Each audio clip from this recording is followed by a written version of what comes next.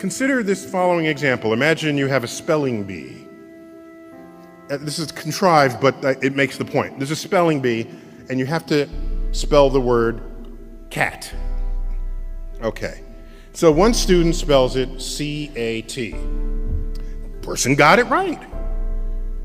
The next person spells it K-A-T.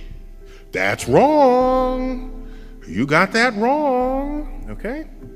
Third person spells it X-Q-W. Do you realize that is marked equally as wrong with the K-A-T? When you could argue that K-A-T is a better spelling for cat than C-A-T. Dictionaries know this because that's how they spell it phonetically. And so we've built a system for ourselves where there's an answer and everything else is not the answer, even when some answers are better than others. So our brains are absent the wiring capable of coming up with an original thought. If you're an employer and two candidates come up looking for a job, and this is, again, a contrived example, and you're interviewing the two candidates, and you say, as for part of this interview, I just want to ask you, what's the height of the spire on this building that we're in?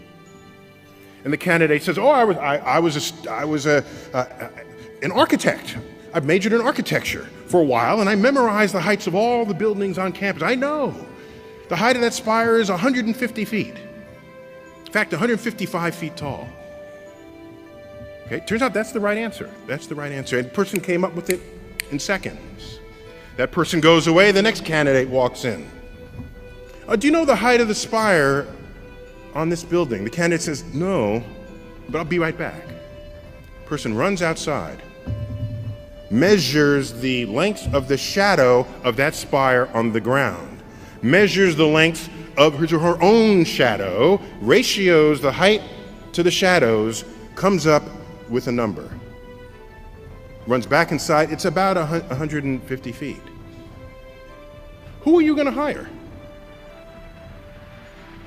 I'm hiring the person who figured it out, even though it took that person longer, even though the person's answer is not as precise.